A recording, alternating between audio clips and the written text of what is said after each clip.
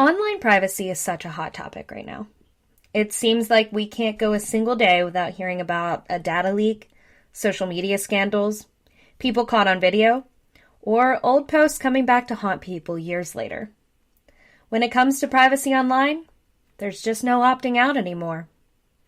I'm your host, Nicole Martin, and this is Talk Digital to Me, where I explore the latest trends and topics in digital, tech, AI, and online media, and hear from those working in the industry. Today, I'll be speaking to an expert on the matter of privacy online and how it affects us all. This is episode 3, Slow Down.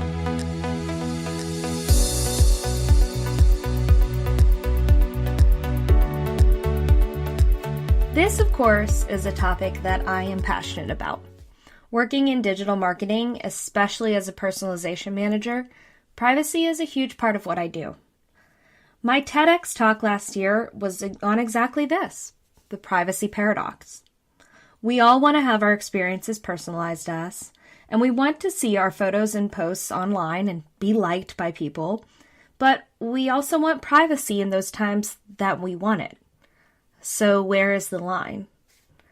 There is nothing that the digital world hasn't affected, from personal relationships, how we interact with the world, our jobs, our education, even death, which my next guest explores in his recently released book, which we will dive into today. Stay tuned.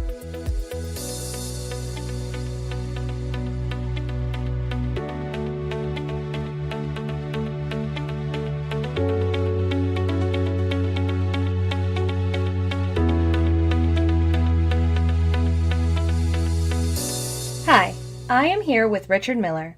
He is a professor in the English department at Rutgers University, and he regularly teaches a course on apocalyptic literature and writing seminars that practice reading in slow motion. He has delivered over 100 invited lectures at high schools, colleges, and universities across the country and around the world on the ways that digital technology is transforming the nature of literacy. After a 7-year hiatus spent learning how to write online, Miller has returned to the printed page with the publication of On the End of Privacy. So thank you for being on the show, Richard. I'm really excited to have you. So in this book, you talk about literacy being transformed by online media, and that lets us instantly publish anything we say or hear. So tell me why this book was so important for you to write and why you wanted to talk about this topic. Well, I've been a writing teacher for 30 years, and the act of writing has changed over that time in a way that's unprecedented. When I got into the business, it was a paper and typewriters. The big innovation was self-correcting ribbons. And watching what's happened now is that, the writing that all of us do is almost exclusively on the screen. We can share it and publish it. And this has just fundamentally changed the nature of literacy. We can have a conversation in 2 different states right now, and without seeing each other and without spending a fortune to do it. And all of that technology is changing the ways that people communicate, how they tell their stories and who they tell them to. Yeah, absolutely. Do you find this to be a negative or a positive in today's society, being able to do all this? The approach I take in the book is really to hold off judgment because it's not a situation that responds to judgment any more than thinking gravity is positive or negative makes a difference to gravity. I think the world we live in now is inevitably saturated with technology, and that's not going to change. So what I do with my students is try to work on ways to use this technology productively and in ways that can transform their own thinking and maybe help other people think new thoughts. That's not the predominant way that the media is being used as a whole, but I tell my colleagues, I tell my students, opting out and saying I'm not going to participate in the technological revolution is not a viable option that's available to anybody who wants to be an agent in the contemporary world. Yeah, absolutely. It's a part of everything we do now. So I was really, really impressed with just the whole book in general. I mean, there's so much research involved. And one of the main focus of the book is the suicide of Rutgers student, Tyler Clementi. And of course, the digital age was a major player in his death, as we all know. Do you think that since the digital world with social media and privacy since 2010 with his death, do you think it's gotten better or worse? Like, do you think we've learned from Tyler, or do you think that we still have a long way to go? It's funny. I'm sure you read Zuckerberg's editorial this weekend calling for government regulation of the internet. I mean, that in itself speaks to how dramatic the change is. I can't think of a time when major corporations turned to the government and asked for regulation. So I think a weird world we live in. yeah, and I think the business model has been extraordinarily successful for the biggest internet companies because they've been able to take all the profits and not have to assume any of the responsibilities for how as they insist, their platforms are used. And in the wake of the mass killing in New Zealand and the live streaming of that massacre on Facebook, it's clear that there has to be a change in thinking about how we're going to allow people to use this technology.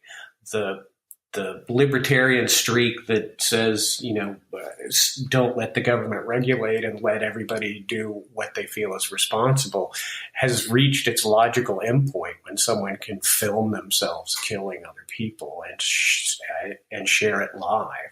So that's a clear sign that there's some modest recognition of the people at the head of this innovative technology, that there really needs to be a face-to-face encounter with the development of an ethics for the digital age. Makes sense. So as a professor, have you seen digital and social media change how your students interact and learn in the classroom, or even outside the classroom from just observing student behavior every day? I did a 180 on this as a teacher. Not by my own choice, I was sort of compelled into doing work with technology. Wasn't natural to me, but writing programs back in the day were seen as an obvious place to work with students on how they used word processing software. So that got me into this business, and I was, in some sense, an early adopter. I built classes that were about multimedia composition, and I had students bring in their laptops, and we were always searching online and doing work with technology during class. Now I don't allow any technology to be used in my classes at all. That's a really interesting spin on it because, it is, I know so many people that sit with their laptops in class. So that's really interesting. Yeah. And it's funny, I get a lot of end of semester reviews from students who say, I hated this. I hated being stripped of my technology, but I started concentrating better. I started understanding what was going on more. And now I don't use technology in any of my classes. So I'm trying to use the class time, which is a rare commodity. How often do you have an hour and 20 minutes with people where you can talk about controlling their attention and take full advantage of that time that we have together? And then once they step out of the classroom, I expect them to use the technology to research what we're working on, to look into the references, to track down historical dates, all of that they should be doing. And then when we get together in class, we can have the kind of conversation that's only possible when people are physically together. Yeah, I think that makes a lot of sense. I know that I get distracted by, technology, especially when I'm trying to concentrate in lectures and stuff like that. So I can definitely understand why that would be a benefit for your students. And I'm glad that they recognize that by the end of the semester. And I teach this other class called Reading in Slow Motion. You referenced it in the intro. And in that class, we read one book over the course of the semester very slowly, like 5 pages a class. So nobody can say the reading's too long or too hard to keep up with. But by slowing down the reading process, the result is a transformative relationship with the words on the page. And then, so again, here's one of the paradoxes. I let the students then do a final paper in that class that can be on anything they choose except the book that we've read all semester. So that the idea is that they'll do something that's multimedia. All projects are produced online. Some students build their own websites, but I create a shell that they can use if they don't want to build their own website. But I say, look, the only way you're going to survive in this culture, in this economy, is if you become absolutely fluent and comfortable composing online. So it's a skill you have to have, but it's a skill you can only acquire after you've learned how to focus and pay attention. If you can't do those two things, nothing you write will be worth reading. That's so true. It's funny you said like how you slowing down, and that's such a difficult concept for people to understand now, because everything in today's age with digital and social is instant gratification. Right. And a lot of people don't even read, they read the headlines. That's how they get their news. They don't even click on the article. And so teaching students to actually sit down and concentrate and read and take that time to slow down in their lives is so essential now.